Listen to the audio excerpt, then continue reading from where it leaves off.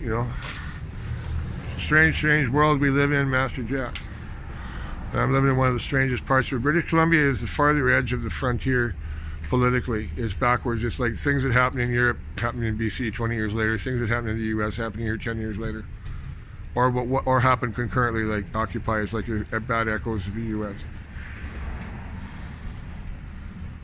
We live under the shadow of manifest destiny. I can deal with it. And excess. That means I get to go back to California again, where part of my family is from. And I like Nova Scotia. I like my friends there. But there's no mobility for a poor person in the current system. There's lots of money, mobility if you're rich. But, you know, there used to be cheap rail travel. There's not anymore. But this is suburban Canada, and right behind me is old suburbia, you know, nice streets and stuff, you know. I'm going to go in an old supermarket right now and shop for things from somewhere else that are cheaper than you get at Walmart, even though I have not a dime in my pocket. But I heard Mr. Horgan's comments, and I just wanted to comment on the absurdity of them, how he was every bit as absurd as what, and invasive, as what Mr. Trudeau was doing in Kamloops. And it just proves to me that the NDP have never been serious about land claims. All the IWA and those guys, they supported Bennett in '83 with the deal with Jack Monroe, although that also had to do with the threat of U.S. invasion.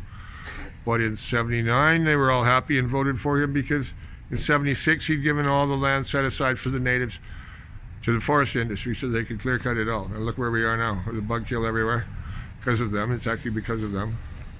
And climate change and everything else. And now we've had more, and the river's dying, and there's more coming, folks. It doesn't have to do what we're doing. We've triggered things off that we can't stop. So watch for great storms coming. This is January, and it's still well above freezing, and it's evening, it's sunset, you know. And I don't have to have my jacket done up. My head's not cold. It's going to be one hell of a summer. I don't know what's going to happen for the spring, but it'll be a hot summer.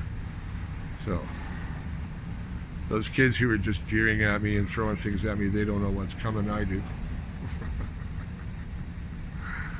I do. I don't pity anybody anymore. Anybody who won't listen, I don't pity them anymore. I just don't pity them.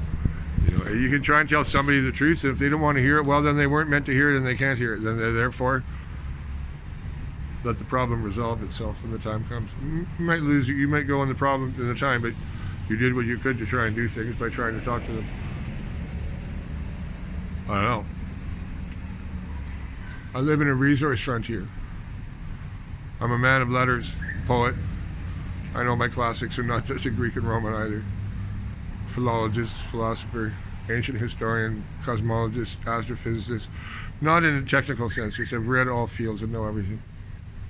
I've seen everything, almost. Not from various perspectives, but the thing about a poor man is because you have no possessions, you have a unique perspective. It's like being a rich man at the top. You have a unique perspective. And I live in a place where poor people are undervalued and insulted and have things thrown at them.